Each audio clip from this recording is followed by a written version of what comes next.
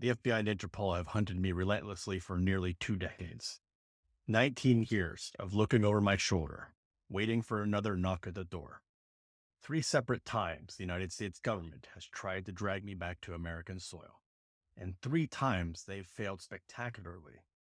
Even with their precious extradition treaties in force, they couldn't touch me. Not in Europe, not anywhere.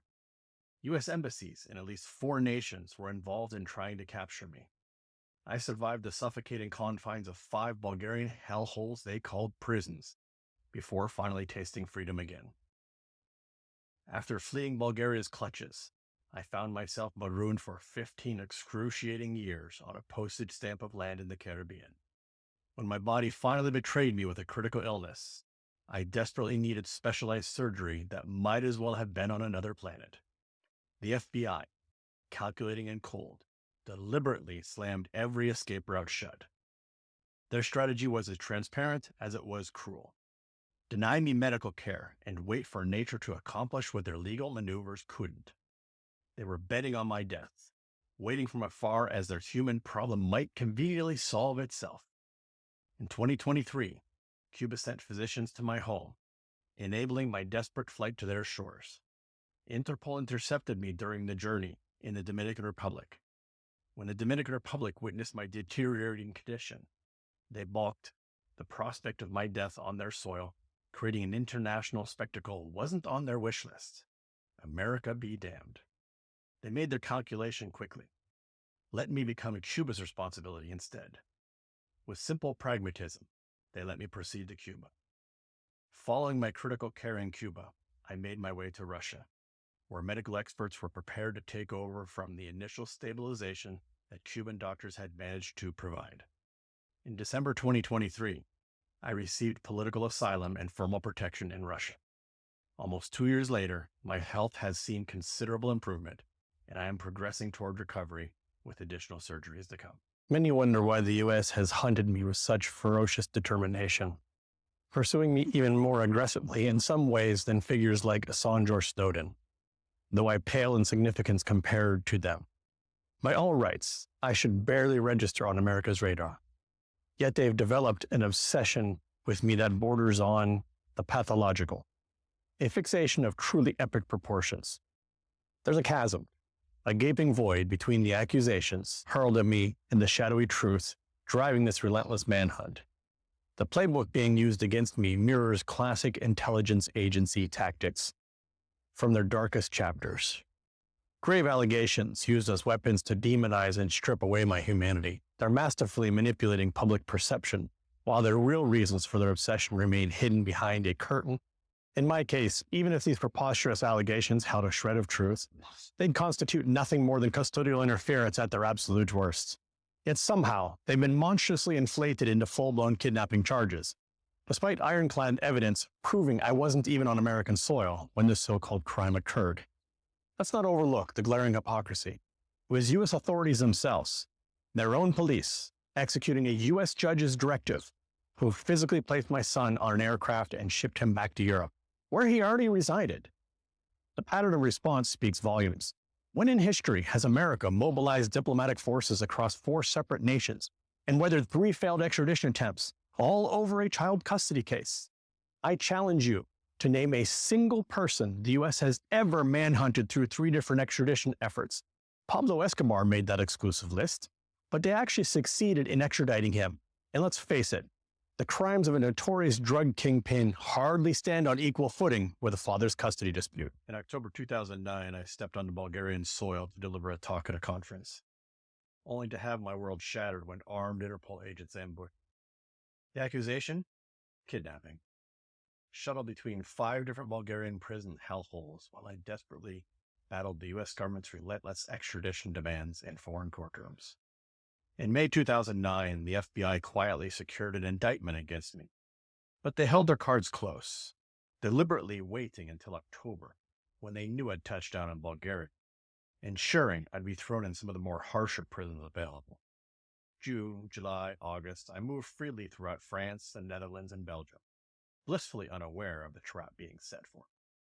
Court documents later revealed the FBI's predatory patience. My whereabouts weren't some closely guarded secret. anyone with the most basic internet skills and access to Google could have pinpointed my location. Yet they waited, calculating the perfect moment to strike. This is an FBI signature move, a calculated game of patience, waiting for their target to wander into hostile territory.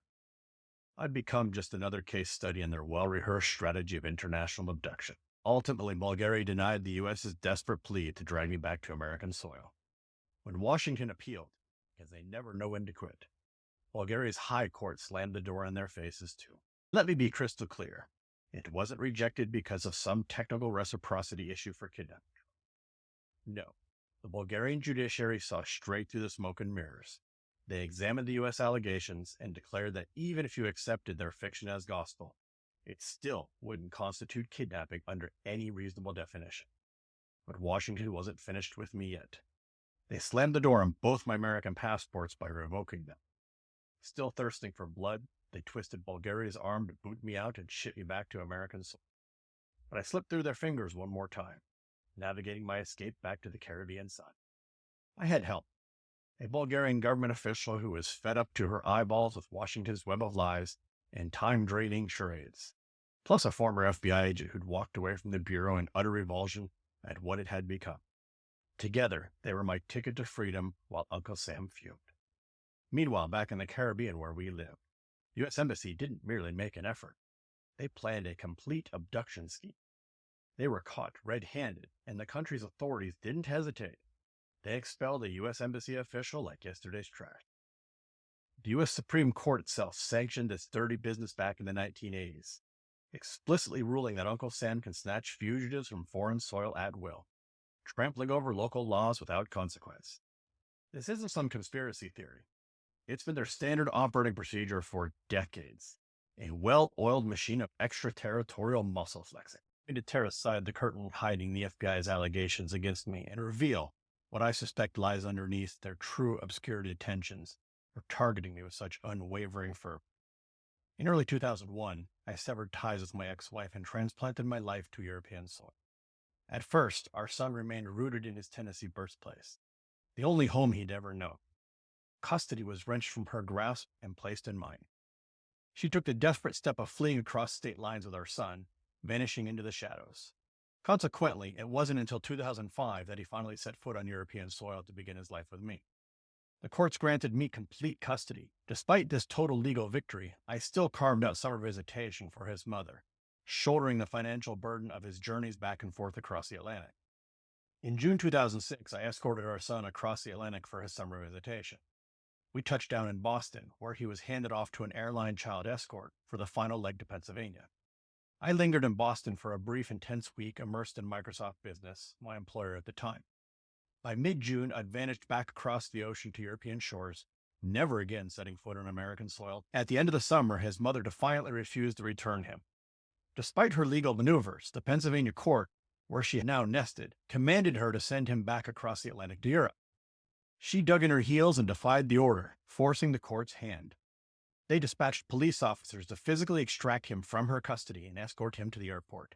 3 months later in December, she severed our lifeline, disconnecting her telephone, which had been the primary channel between her and our son.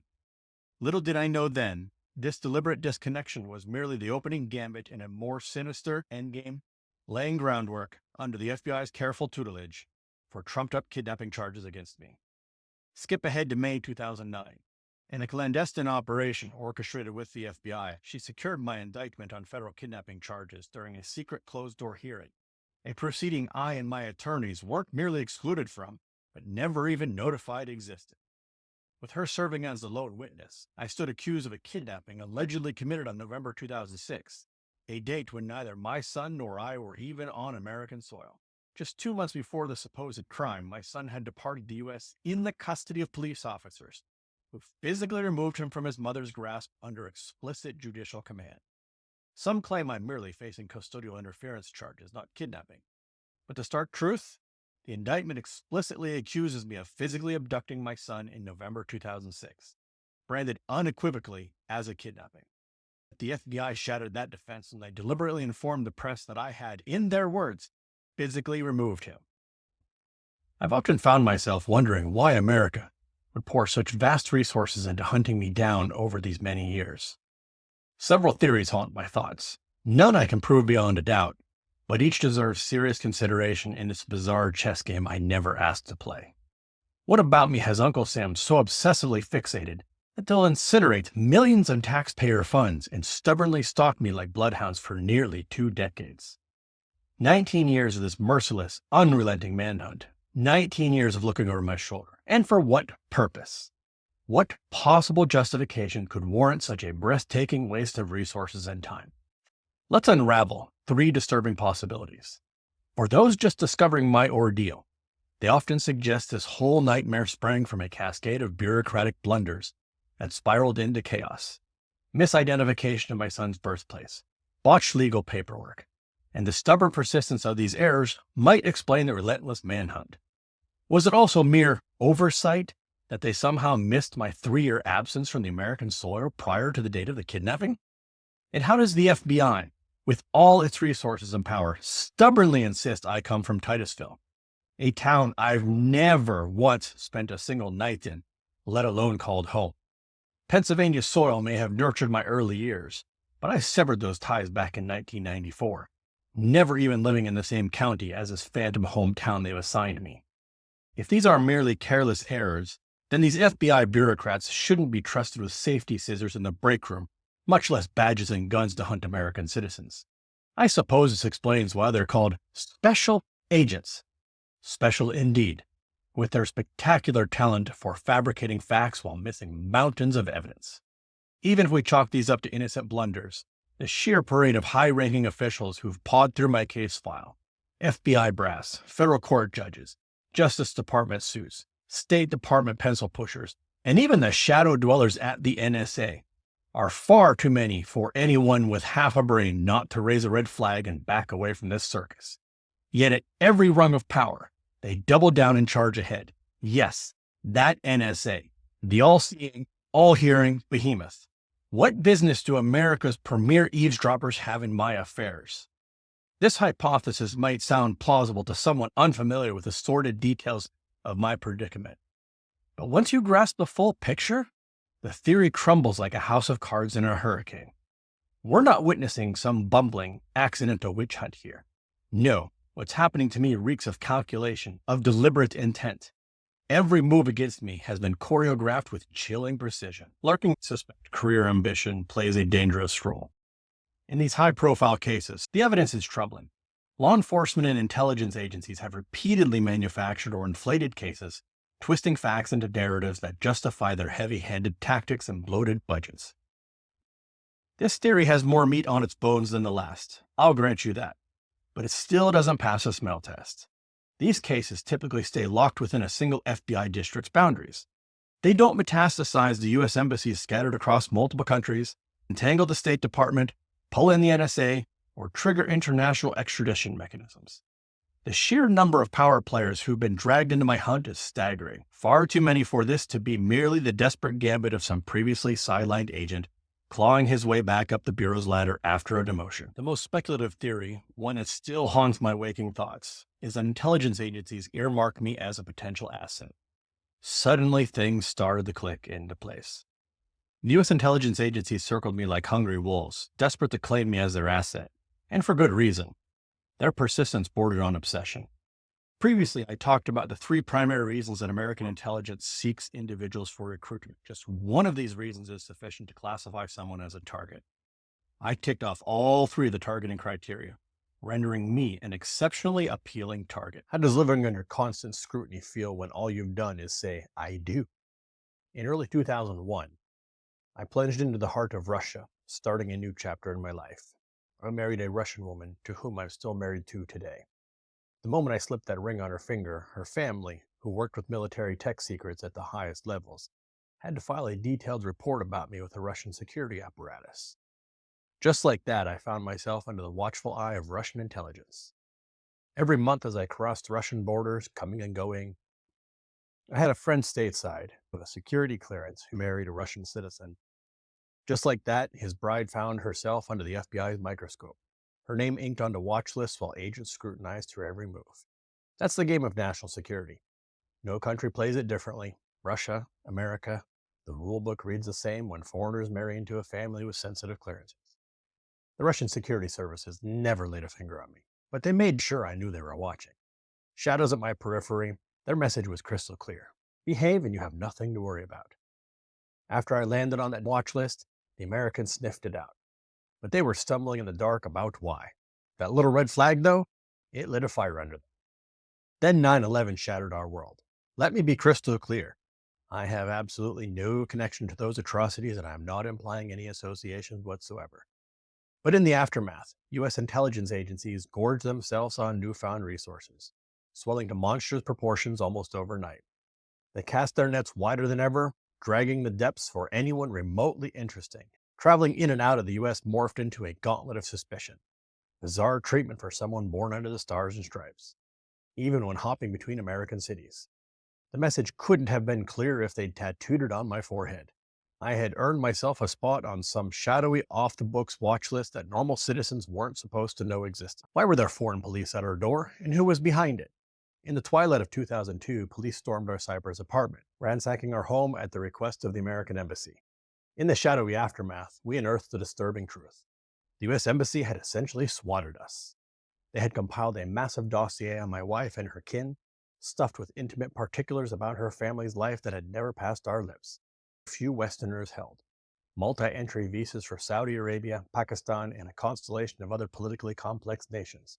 Documents that in those post-9/11 days were as rare as desert rain. Meetings where I regularly locked eyes with government power brokers, cabinet ministers whose decisions shaped millions of lives, directors of federal agencies wielding nation-sized budgets, and occasionally members of royal families whose handshakes carried the weight of centuries-old dynasties. This elevated access, coupled with the Americans' prior fascination with me due to my in-laws' high-level Russian military clearance, transformed me into irresistible recruitment bait. I was swimming in waters where intelligent sharks circled, drawn by the blood scent of my unique connections. Between 2005 and 2008, at least 3 recruitment overtures dangled eye-watering sums of money before me. These people don't simply approach with a handshake and introduce themselves as spies. They operate in the shadows and whispers, leaving no paper trail. Their intentions left nothing to interpretation. They were fishing for assets, and I was the prize catch they hoped to reel in. I shut down their advances at every turn. Can one wrong choice in a bar lead to a life-altering allegiance with the CIA? How the CIA orchestrated a masterful entrapment operation, luring an unsuspecting Swiss banker into their web and squeezing him until he cracked, likely transforming him from financial professional to reluctant informant in their shadowy intelligence game. They manipulate and pressure individuals mercilessly, weaponizing personal weaknesses and circumstances until cooperation seems like the only escape. Their tactics aren't just deceptive, they're fundamentally unethical, stripping away human dignity while hiding behind the shield of national security. While Interpol held me prisoner, an American intelligence officer interrogated me. His eyes lit with unmistakable hunger when he found the numerous Pakistani stamps on my passport. Islamabad, one of the very cities where they tried to sink their hooks into me just 2 years earlier, was of extreme interest to him. He worked me like a mark they couldn't afford to lose. Later, while I languished in a Bulgarian prison cell, an FBI agent materialized before me. She dangled the promise of freedom with practiced precision. We could work things out if you surrendered and cooperated. Some might split hairs about whether this constituted a straightforward offer, but I knew better. How does a fugitive use social media to turn the spotlight back on the authorities hunting him? When they slapped the cuffs on me in 2009, the FBI turned me into their favorite conversation piece. They couldn't help themselves, constantly whispering in journalists' ears. Before I knew it, my name was splashed across headlines worldwide, courtesy of the Associated Press and Reuters' feeding frenzy. In Bulgaria, they went so far as to brand me with the absurd moniker, the American Taliban. In 2017, I pulled off a little deception of my own. They fell for it completely, candidly discussing my case and revealing their hand. They were still hunting me with dogged determination, the pursuit as active as ever. By 2021, the FBI had clamped their lips shut, grudgingly admitting only the bare minimum, that I remained on their wanted list. But once I started broadcasting my tale to the masses and racked up a staggering 150 million views across TikTok and beyond, they suddenly changed their tune. My digital megaphone had forced their hand yet again. There were moments when the FBI would swoop in on journalists curious about my narrative, whispering dark warnings that any conversation with me might be twisted into aiding and abetting a fugitive. The specter of astronomical legal fees was enough to make even the boldest editorial teams back away. This is why the vast majority of my story has unfolded through international outlets, which are mostly beyond the reach of America's intimidation tactics. Next, the FBI went completely dark, stonewalling reporters about my situation and even refusing to acknowledge I remained a wanted man, despite my arrest warrant sitting in plain view on public databases. Without the Bureau's confirmation, even journalists who'd shown interest found themselves hesitant to pursue my narrative, their investigative momentum smothered under the weight of official non-response. Lately, I've reached out to the FBI myself, masquerading as a journalist and capturing every word of those exchanges on tape. I've shared these recordings across my social media platforms, where you can hear the absurdity unfold in real time. How does a viral TikTok challenge turn into a confrontational battle against the FBI and the National Center for Missing and Exploited Children, NCMEC as they're known, a masterful jurisdictional circle jerk? While the FBI brandished NCMEC's missing poster as their smoking gun, NCMEC turned right around and pointed to the FBI as the foundation for that very same poster. In 2008, when they initially published my son's missing poster, my lawyer informed them that he was not actually missing. Their reply was that only a court order could lead to the removal of his poster. In July 2022, mere hours after I unleashed a viral TikTok that tagged them, they sprang into action, yanking my son's poster down as if it had never existed and promptly blocked my TikTok account. Then I unleashed another TikTok, rallying viewers to bombard NCMEC with calls, demanding answers about why my son's poster vanished and whether he'd been found. NCMEC has gone stone cold silent. Not a whisper, not a word. The bitter twist? Qualified immunity. That infamous legal shield has been stretched to cover NCMEC too. NCMEC isn't some government agency hiding behind official walls. It's a private nonprofit masquerading with government power. Their fingers are intertwined so deeply that they've grown emboldened, reckless, untouchable, acting with cavalier disregard that makes my blood boil. What happens when the so-called justice system becomes an elaborate trap designed to silence the innocent? I've extended countless invitations to battle this out in court, to finally put the matter to rest. Yet each time the FBI blocks our path to justice. They'd never risk a trial. Not when it would force them to admit they concocted lies about my son's birthplace, my location during November 2006, and the fact that I've never once called Titusville home.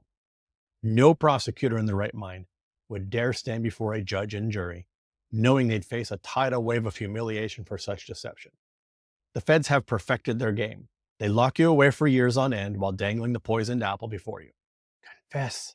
Even though the Federal Speedy Trials Act demands a 70-day time frame, the reality is a nightmare of endless waiting. Defendants, people just like you and me, rot in jail cells for 1 to 2 years before ever seeing a courtroom. The moment I cave to their plea deal, I'm shackled to probation for years in a country I haven't called home since the turn of the millennium. As a freshly minted felon, I'd be trapped in an economic wasteland, one struggling county in Pennsylvania where jobs evaporate at the mere sight of my conviction. No roof over my head, no prospects on the horizon. Meanwhile, my wife, without a shred of American citizenship or any desire to transplant her life to those shores, would be left stranded in our reality while I serve my sentence in purgatory. What's even more preposterous is that the state case, which this entire federal house of cards teeters, was never even finalized. It was merely a temporary order devoid of any actual charges, and was finally dismissed into legal nothingness years ago. Yet here we are, with the feds building their empire of sand on a foundation that doesn't exist. What would you do if every path to a fair trial was blocked, leaving you stranded with your life on the line? Clinging to life and haunted by the specter of my deteriorating health, I've repeatedly extended desperate olive branches to the FBI. I've offered to surrender myself willingly, to walk straight into their custody, asking for just 2 basic human considerations in return: the medical care my failing body desperately needed, and the simple assurance that I'd receive my day in court within the 70-day time frame that the Federal Speedy Trials Act guarantees each time the FBI slammed the door in my face. If they're supposedly drowning in this towering avalanche of evidence, during a forced hearing in 2022 that the FBI fought tooth and nail to prevent, they had the sheer audacity to claim I wasn't even entitled to that basic legal courtesy. Then they flatly refused to mount another extradition effort from St. Kitts. Their previous humiliating failure, they were apparently too bitter a pill for their bloated bureaucratic ego to swallow for a fourth time. They denied me access to a required air ambulance, a lifeline they'd be legally obligated to provide if they succeeded in hauling me back to American soil. Instead, they had the breathtaking audacity to insist my only salvation lay in surrendering myself at a phantom U.S. embassy. St. Kitts is an island barren of any American diplomatic presence. The nearest embassy looms in Barbados, a staggering 600 kilometers across treacherous open water, reachable only by boat or plane. A sadistic mockery for someone battling my deteriorating medical condition at the time. How do you hold on to hope in a sea of despair? I endured excruciating, mind-shattering pain every single day for years on end. Doctors describe my condition as more agonizing than taking a bullet to the body daily. Most days I could barely drag myself across the floor, my legs betraying me with each attempted step. Even forming words became a battle, as the right side of my face would seize up completely, trapping my thoughts behind a mask of frozen muscles. However, most days I remained shackled to my bedroom, a hostage in my own home, the outside world an impossible dream beyond my reach. The medical facility, a primitive outpost of healthcare, where even procedures considered simple in developed nations result in evacuation by air ambulance. My condition might as well have been written in hieroglyphics to them, utterly beyond their capacity to decipher or treat. The surgical instruments required for my treatment existed only in faraway lands. Air evacuation services slammed their doors in my face, cowering at the mere mention of my fugitive status, trembling before the specter of U.S. sanctions that might crush them. Their suspicious eyes narrowed when we explained our need to navigate around Puerto Rico's airspace, that American territory looming like a fortress between St. Kitts and Cuba, blocking my path to salvation. My salvation lay across an ocean that seemed determined to swallow me whole. As a last resort, we reached out to Cuba. Cuban physicians descended upon my residence like angels of mercy, methodically pulling me back from the abyss over 12 grueling months until I could, just barely, endure the torture of air travel. Even then, fate nearly slammed the door in my face. I was imprisoned in a wheelchair. The medical team pumped me full of pain medication at doses that would make a pharmacist flinch. I had absolutely no business being wheeled onto a regular commercial flight. My condition so dire that it remains a small miracle the airline staff didn't take one horrified look at my broken form and deny me passage. How do you evade Interpol when the odds are stacked against you? Direct flights from St. Kitts to Cuba were non-existent, compelling us to navigate a connection through the Dominican Republic. We made it a point to confirm with the airline that we could remain safely cocooned in the transit area, avoiding the need of passing through immigration checkpoints and thus being detained again by Interpol. Upon reaching the Dominican Republic, we slammed headfirst into a crisis. While passengers from other flights breezed straight to the transit area, our plane, ours alone, was deliberately diverted to immigration. Their stone-faced officials delivered the gut punch news. Every single one of us would be forced through immigration. Their confidence only deepened my suspicion. The rest of the travelers flowed like sheep through the immigration gauntlet, each receiving those telltale Dominican Republic stamps, entry and then exit marks pressed into passport pages with bureaucratic finality.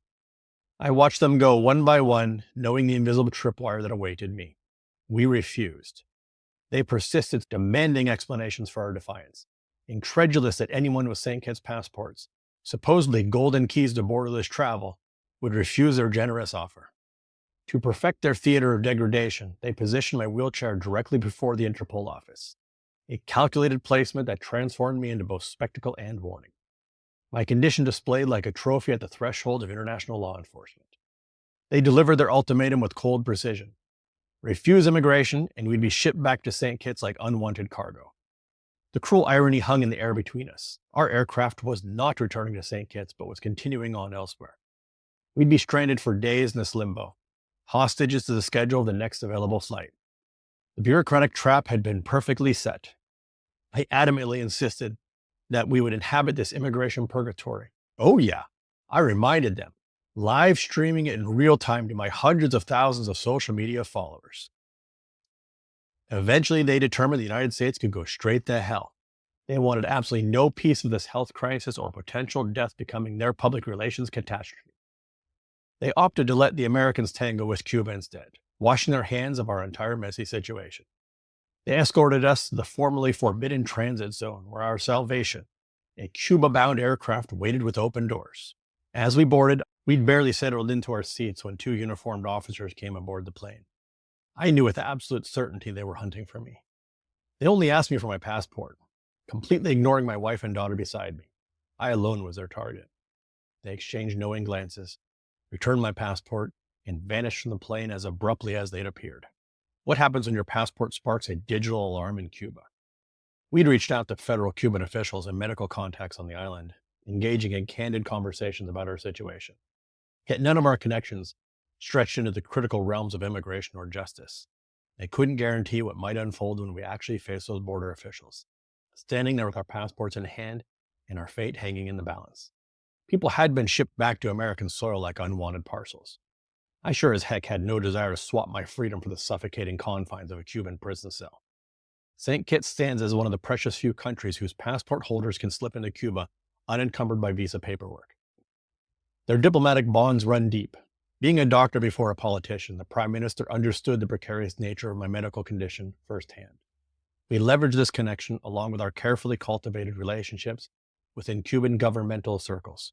Keeping a lifeline of emergency numbers at the ready, I tore myself away from my family.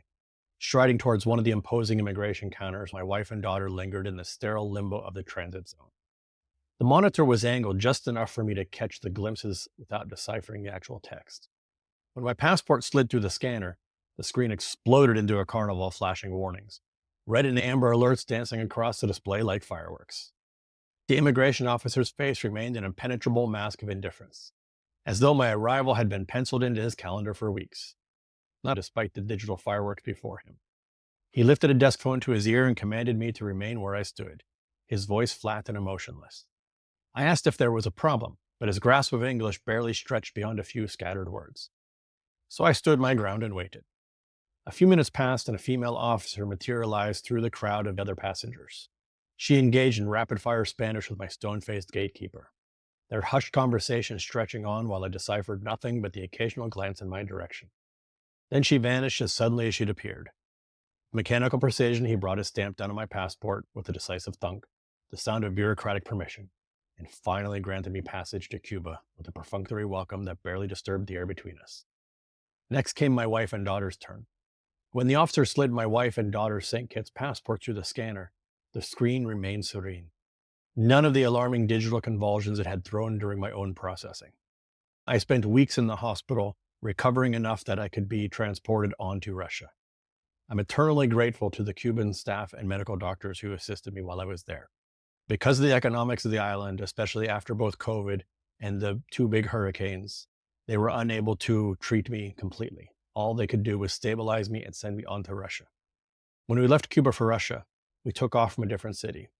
This time the immigration officer appeared taken aback, his eyebrows raising in clear astonishment as the computer processed my passport. I experienced a sense of déjà vu from my previous encounter.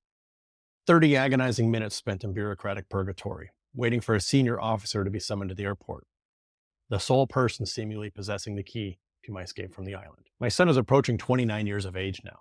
For years, they branded him as missing, a label that clung to him until he was 25. What finally broke this bureaucratic stranglehold? Not their diligence, but my viral TikTok that exposed their wrongdoings to the world. Not only have they ravaged my life, but they've shattered his as well.